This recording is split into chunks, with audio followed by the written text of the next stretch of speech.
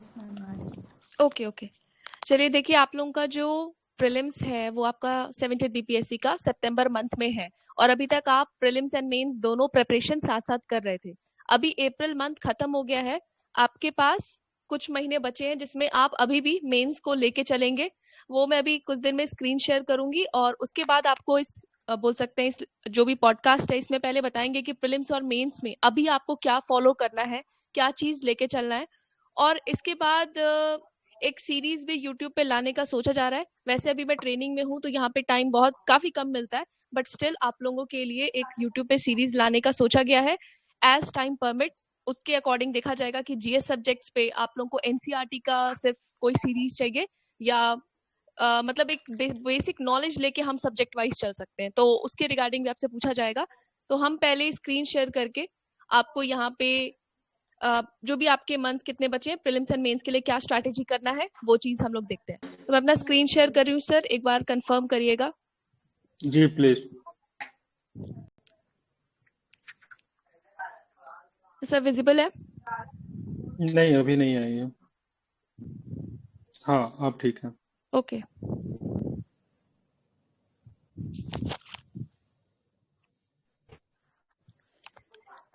Okay. चलिए, अब आप जैसा जानते हैं कि आपका जो प्रीलिम्स है वो आपका एग्जाम कंडक्ट हो रहा है ऑलमोस्ट बोल सकते हैं सितंबर एंड और 30 सितंबर। तो हम सितंबर मंथ को मान के ही नहीं चलते हैं। मान लीजिए आपके पास 15-20 दिन सितंबर में है जिसमें आप रिवीजन करेंगे। अप्रैल एंड हो चुका है, आपके पास जो मंथ्स बचते हैं वो है मई, जून, जुलाई एंड अगस्त। सितंबर में आपका एग्जाम ही है, तो लगभग हम बोल सकते हैं कि 120 से और 150 डेज आपके पास अभी भी बचे हैं। अब ये 120 और 150 डेज जो है, इसमें आपको अभी भी मेंस को कंटिन्यू कर सकते हैं। प्रीलिम्स के लिए यहाँ पे आपके पास सफिशिएंट टाइम है। देखिए, अभी आप टाइम का डिवीजन कैसे करेंगे? अभी तक आप जैसे 50-50 रेशियो लेके चल रहे थे, जैसा कि सर ने बताया कि आपको प्रीलिम्स एंड मेंस पे दोनों पे फोकस करना है, ये बिल्कुल सही है। लेकिन अभी आप ये काम भी कर सकते हैं कि प्रीलिम्स में 60-70% टाइम दे, मेंस में 30-40% टाइम दे। तो ये आप देके चल सकते हैं। मतलब आपको डेली आंसर राइटिंग करनी है, अभी भी कंटिन्यू करना है। आपको लगभग बोल सकते हैं जुलाई मंथ तक, मतलब जुलाई मंथ तक आप ये आंसर राइटिंग का प्रोग्राम कंटिन्यू करेंगे। ऐसे पे ज्यादा फोकस करेंगे क्योंकि ऐसे यहाँ पे आपका रैंक डिसाइड करेगा। अगर आप किसी के भी मार्क्स, किसी दो कैंडिडेट के मार्क्स अगर बोल सकते हैं कि टैली कर रहे हैं, बिल्कुल बराबर में है, तो वहां पे जो प्रेफरेंस होता है वो जिनके ऐसे में मार्क्स आते हैं उनको मिलता है। और ऐसे यहाँ पे बोल सकते हैं गेम चेंजर तो है ही, लेकिन आपको जीएस के जो सब्जेक्ट्स हैं उन्हें भी इग्नोर नहीं करना है। और अगर आप ऐसे के लिए कंटेंट प्रिपेयर कर रहे हैं तो उसमें आप जो है जीएस के लिए भी, मतलब आपको अलग से प्रिपेयर नहीं करना। जो आप जीएस के लिए कंटेंट प्रिपेयर करें उन्हें आप ऐसे में भी यूज कर सकते हैं। वो एक ऐसे लिखने की स्ट्रैटेजी होती है जिसे आप फॉलो करते हैं, और आप जीएस के कंटेंट को यूज करके ऐसे लिख सकते हैं। तो अब हम चलते हैं प्रीलिम्स के सोर्सेज की तरफ। कम से कम सोर्सेज को फॉलो करके जो भी जनरल है वो आपके लिए इंपॉर्टेंट है, हम एग्जाम क्लियर कर सकते हैं। देखिए, हर किसी की अलग अलग स्ट्रैटेजी होती है। मैं यहाँ पे अपना एक्सपीरियंस शेयर करूंगी। जैसे कि मेरे अकॉर्डिंग टेस्ट सीरीज मेरे लिए बहुत इंपॉर्टेंट था, क्योंकि मैंने पहले भी बताया है आप लोगों का जब सेशन लिया था, टेस्ट सीरीज मेरे लिए होता था परफॉर्मेंस इवैल्यूएटर। इसमें जैसे कि अगर आपने पहला टेस्ट दिया है तो उसमें आप थोड़े से सब्जेक्ट्स प्रिपेयर करके आते हैं, और उसके बाद जिस दिन टेस्ट है उस दिन ऑनेस्टली बिल्कुल टाइम को देकर 3 घंटे 2 घंटे जो भी आपके पास प्रीलिम्स मेंस का टाइम होता है, टेस्ट को अपीयर करिए। टाइम लिमिट में ही अपीयर करिए। जैसा आप रियल एग्जाम में फील करते हैं वैसा ही प्रेशर लेके आप प्रीलिम्स और मेंस की टेस्ट सीरीज को करिए। तो मेरे लिए टेस्ट सीरीज बहुत इंपॉर्टेंट है, तो जो भी यहाँ पे मैं बताऊंगी आपको प्रीलिम्स और मेंस के लिए वो आप ध्यान से देखिएगा। सबसे पहले आपका है प्रीलिम्स। अब जब मैंने 67 68 दोनों बीपीएससी दिया, मेरा first and second attempt and दोनों मेरा क्लियर हो गया। तो जब 67 दिया था तो उस टाइम पे घटना चक्र आपके लिए बहुत इंपॉर्टेंट होता था। एनसीईआरटीज तो हमेशा इंपॉर्टेंट है, लेकिन 68 में आते आते आपका यहाँ पे एनसीईआरटी से डायरेक्ट स्टेटमेंट्स देखने को मिले हैं। इसका मतलब ये नहीं है कि आपके प्रीवियस सोर्सेज आप छोड़ दें, क्योंकि पैटर्न कभी भी कुछ भी आ सकता है। तो आपको ऐसा वेपन लेके चलना है कि आपका एग्जाम का पैटर्न कैसा भी चेंज हो आप उसे हैंडल करें। तो यहाँ पे सबसे पहले एनसीईआरटी आपके लिए बहुत ज्यादा इंपॉर्टेंट है, वो तो आपको करना ही है। सेकेंड मेजर सोर्स यहाँ पे जो है वो है पीवाईक्यूज। आपको पीवाईक्यूज की कंपाइलेशन भी शेयर की जाती है चैनल पे, आप उन्हें भी देख सकते हैं, और आपको वो फ्रीली अवेलेबल होता है जो पीडीएफ है। तो उसका जो एक्सप्लेनेशन है पीवाईक्यूज के, वो बहुत ज्यादा इंपॉर्टेंट है, उन्हें नोट डाउन करिए, हाईलाइट करिए और उसे बार बार पढ़िए। इसके बाद आपका आता है टेस्ट सीरीज, तो ये आपके लिए बहुत ज्यादा इंपॉर्टेंट होते हैं। इसके साथ मैं आपको बोलूंगी कि इसके साथ आप लेके चलिए घटना चक्र। घटना चक्र इसलिए लीजिए क्योंकि आपको यहाँ पे बहुत ज्यादा कंटेंट मिल जाता है। सिर्फ एनसीईआरटी करने के लिए मैं नहीं बोलूंगी, स्पेशली फॉर साइंस। साइंस के लिए आपको घटना चक्र बहुत ज्यादा इंपॉर्टेंट है, वो आपको फॉलो करना ही है। और अगर आपके पास टाइम बचता है तो आप हिस्ट्री के लिए भी कर सकते हैं, लेकिन हिस्ट्री के लिए आप स्पेक्ट्रम अगर आपने पढ़ी है तो वो आपके लिए सफिशिएंट है। तो वैसे तो सारे सब्जेक्ट्स का आपको पता है कि क्या क्या लिस्ट फॉलो करना है, जनरली पता होता है। बट यहाँ पे अगर मैं बताऊं तो पॉलिटी के लिए आप वन एंड ओनली लक्ष्मीकांत करिए, इसके लिए आपको घटना चक्र करने की कोई जरूरत नहीं है। इकोनॉमिक्स, इकोनॉमिक्स के लिए आपको सिर्फ जो बजट और इकोनॉमिक सर्वे आता है कंपाइलेशन, वो आप करके जा सकते हैं। पीवाईक्यूज तो बाइबल है, वो आपको छोड़ना नहीं है। अगर कोई पीवाईक्यू गलत हो रहा है तो उसे नोट डाउन भी करना है, उसका एक्सप्लेनेशन को नोट डाउन करना है और अदर ऑप्शंस को भी नोट डाउन करना है। करंट अफेयर्स, इसकी भी आपको मंथली कंपाइलेशन या क्वार्टरली कंपाइलेशन मिल जाती है, तो ये भी आप करेंगे। बिहार करंट अफेयर्स ये भी मिल जाता है। सोर्स कोई भी एक रखिए, वैसे आपको जो टेलीग्राम चैनल है प्रमाइस का, वहां पे फ्रीली पीडीएफ अवेलेबल है। इसमें प्रॉब्लम क्या है कि आप 2-3 सोर्सेज के पीछे भागते हैं। सोर्सेज को लिमिटेड रखिए और फॉलो करिए रिवीजन को, रिवीजन आपके लिए बेस्ट रहेगा।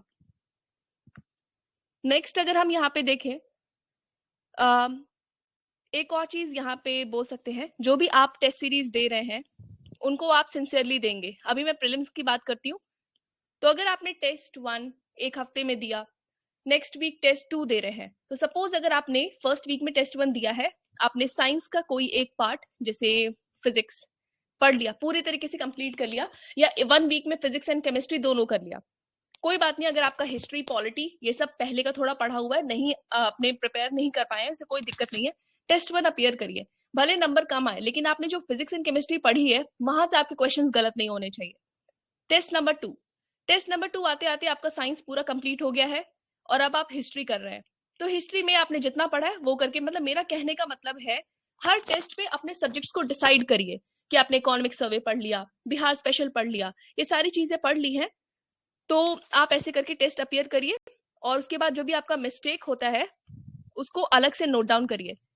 मैंने यहाँ पे अपने जो हैंड रिटन नोट्स थे मिस्टेक्स के भी बनाए थे। मतलब आपने कोई टेस्ट दिया है, आपका वो आंसर गलत हो गया है या आप डाउटफुल लग रहे हैं, तो मिस्टेक्स हेडिंग डाल के आप उस पॉइंट को लिख दीजिए। तो इससे क्या होगा, जब आप लास्ट में रिवीजन करेंगे तो इन्हीं को रिवाइज करेंगे कि जो आपका सही है वो तो आपका बिल्कुल आपके दिमाग में है। और इसी को आप मल्टीपल रिवीजन करिए, हर बार टेस्ट को देते रहिए और जो भी क्वेश्चन गलत है उसको लिखते रहिए। इससे आप पूरे बहुत सारे नोट्स बन जाते हैं और आपका एग्जाम अच्छा होगा, स्कोर अच्छा आएगा। अगर यहाँ प्रीलिम से बात करें अटेम्प्ट्स की, तो कितना अटेम्प्ट करना है कि आपका स्कोर अच्छा है वो आपको सिर्फ प्रैक्टिस ही बता पाएगी। तो जो भी आप प्रीलिम्स का टेस्ट सीरीज कर रहे हैं उसमें आप अटेम्प्ट देते हैं, मार्क्स कितने आ रहे हैं, क्या आपका नेगेटिव ज्यादा हो रहा है तो कितना अटेम्प्ट लेना सही है। बट मैं आपको सजेस्ट करूंगी आपको 130 प्लस करना ही चाहिए आप, क्योंकि यहाँ पे स्कोर भी इंपॉर्टेंट है। थोड़ा सा रिस्क लेके आप कर सकते हैं, बाकी आपका जो है प्रैक्टिस के ऊपर डिपेंड करता है कि आप कितना अटेम्प्ट करेंगे। फाइनल डिसीजन यहीं से होगा, बट 130 से कम अटेम्प्ट मत करिए। ज्यादा अटेम्प्ट करने के लिए आपको यहाँ पे अगर आपका ऐसा है कि आप 120 अटेम्प्ट कर रहे हैं और उसमें से मतलब 5 to 10 गलत हो रहा है तो फिर ये सही है, लेकिन आपको यहाँ पे ज्यादा अटेम्प्ट करना ही सही रहेगा। मतलब आपको अपने प्रैक्टिस से देखना है कि आपके लिए कितना सही रहेगा अटेम्प्ट करना। अब यहाँ पे अगर हम बात करें मेंस की, मेंस में आपका अभी भी आप बोल सकते हैं कि नोट्स मेकिंग कंटिन्यू रखिए, अभी भी आपके पास टाइम है। Subject wise again test series आप उसी के अकॉर्डिंग लीजिए। जैसे फर्स्ट वीक में आपका हिस्ट्री का टेस्ट है, तो हिस्ट्री में जो भी मॉडर्न आर्ट, पाल आर्ट एटसेट्रा जो भी आप नोट्स बना रहे हैं, पूरे हफ्ते आप नोट्स बनाइए, उनको पढ़िए। सब्जेक्ट वाइज टेस्ट जो आप दे रहे हैं और उस सब्जेक्ट का टेस्ट देने से पहले उसको मल्टीपल रिविजन करिए। और फिर उसके बाद नेक्स्ट वीक जो टेस्ट है मतलब इसके अकॉर्डिंग आप अपने नोट्स भी प्रिपेयर करिए, सिलेबस भी प्रिपेयर करिए। और कैसे लिखना है आपको, जिस दिन एग्जाम है 3 आवर्स का टाइम मिलता है, जो सेंटर पे जाके टेस्ट दे सकते हैं वो सेंटर पे देंगे। मैं तो सेंटर पे नहीं गई थी, मैंने लेकिन ऑनलाइन टेस्ट सीरीज परचेज करी थी और मैंने घर पे बैठ के टेस्ट दिया था, तो वो भी आप कर सकते हैं। बट मैंने बहुत सिंसियरली टेस्ट दिया था, क्योंकि ये था कि मैंने टेस्ट सीरीज इसलिए लिया था, ये आपको डिसिप्लिन रखता है। जिस दिन जिस डेट पे आपका टेस्ट है उस दिन आप बोल सकते हैं बिल्कुल 3 घंटे, मतलब एग्जाम से 5 मिनट पहले कॉपी वगैरह जो भी पेपर्स है सब रिवीजन करना बंद करिए और 3 घंटे एग्जाम को सीरियसली अटेम्प्ट करिए। क्वेश्चंस नहीं देखिए तो अच्छा रहेगा, क्योंकि क्वेश्चंस नहीं देखेंगे तभी ना आपको एग्जाम में जैसा आप आउटपुट प्रेजेंट करेंगे वो यहाँ पे आएगा। और आप उससे पहले रिवीजन करते रहिए, क्योंकि सब्जेक्ट तो आपके पास टाइम टेबल पहले से होता है कि इस वीक किस सब्जेक्ट का टेस्ट होने वाला है। और जब कुछ टेस्ट हो जाते हैं तब आता है GS1 full length test, GS2 full length test, ऐसे पहले तो ऑप्शनल भी था तो ऐसे का टेस्ट। तो ये आपके पास रहता है, वो प्रैक्टिस करने से हो जाएगा। मैंने बताया था कि आपको नोट्स कैसे बनाना है मेंस का जो भी आप नोट्स बना रहे हैं पहले तो डिटेल्ड बनाते हैं, उसके बाद इस डिटेल्ड नोट से बार बार रिविजन करके आप शॉर्ट नोट्स भी प्रिपेयर करते हैं, और वो शॉर्ट नोट्स आपके प्रीलिम्स के बाद काम आएंगे रिविजन के लिए जब आप मेंस देने जाएंगे। अब यहाँ पे आपको जो है मेंस के लिए डेली आंसर राइटिंग करना अभी आप कर सकते हैं आराम से, अपने मेंस के साथ प्रीलिम्स के साथ मेंस को कंटिन्यू कर सकते हैं। अब यहाँ पे अगर हम देखें तो आपको यहाँ पे जो आंसर है वो कितने कितने टाइम पीरियड में लिखना है वो आपके लिए सही रहेगा। देखिए, अगर आपका क्वेश्चन जो है 36 से 38 मार्क्स का क्वेश्चन है तो उसको आप कोशिश करिए कि 20 से 22 मिनट्स में लिख ले। और अगर आपका वो 8 मार्क्स का क्वेश्चन है तो उसे आप कंटिन्यू कोशिश करिए कि 4 to 5 मिनट्स में लिख लें। तो जब आप आंसर, भले ही आपको एक दिन में 2 क्वेश्चन दिए जा रहे हैं डेली आंसर राइटिंग प्रोग्राम के अंदर, लेकिन ये जो 2 क्वेश्चन है इनको आप अगर 36 38 का है तो 20 से 22 मिनट में लिखने का कोशिश करिए। पहले इसके नोट्स बनाइए, उसको याद करिए और फिर इतने टाइम फ्रेम में लिखिए। और अगर आपका 8 मार्क्स का है तो 4 to 5 मिनट्स के अंदर लिखिए, प्रोवाइडेड जो क्वेश्चन का डिमांड है उस क्वेश्चन की डिमांड को आप पूरी तरीके से फुलफिल करिए। अब आपके पास यहाँ पे मैंने प्रीलिम्स एंड मेंस दोनों स्ट्रैटेजी आपको यहाँ पे शेयर कर दी है। अब इसके रिगार्डिंग अगर आपको कोई डाउट है तो आप पूछ सकते हैं, लेकिन इससे पहले हम जो है यूट्यूब पे सोच रहे थे कि कोई सीरीज लाने के लिए आप लोगों के लिए, तो आप इसके रिगार्डिंग कोई सजेशन देना चाहे तो दे सकते हैं। GS सब्जेक्ट्स में, क्योंकि यहाँ पे टाइम का थोड़ा प्रॉब्लम है, टाइम थोड़ा लगेगा, लेकिन कंटेंट ऐसा रहेगा कि आप UPSC का भी एग्जाम क्लियर कर सकते हैं, स्टेट PCS का भी कर सकते हैं। तो इसीलिए हम जो सब्जेक्ट्स हैं वो बोल सकते हैं पर्टिकुलरली बिहार ओरिएंटेड सब्जेक्ट पे अभी फोकस नहीं करेंगे। जैसे बोल सकते हैं हिस्ट्री ले लो, ज्योग्राफी या पॉलिटी, इन सब्जेक्ट्स पे हम लोग जा सकते हैं, साइंस पे जा सकते हैं। वैसे आपके काफी फैकल्टीज हैं जो यहाँ पे आपको गाइड करते हैं, बट स्टिल एक छोटा सा इनिशिएटिव मेरी तरफ से आ सकता है इन सब्जेक्ट्स को लेकर। अभी इस पे सोचा जा रहा है कि आपको किन सब्जेक्ट पे यूट्यूब पे लेक्चर्स दिए जाए, तो आप ये अगर अपना थोड़ा सा इनपुट देंगे तो सही रहेगा। बाकी अगर आपको कोई डाउट है तो आप पूछ सकते हैं। अभी मैं अपना स्क्रीन जो है वो ऑफ करती हूँ, फिर उसके बाद देखते हैं। Okay sir. Hello. Hello ma'am, एक छोटा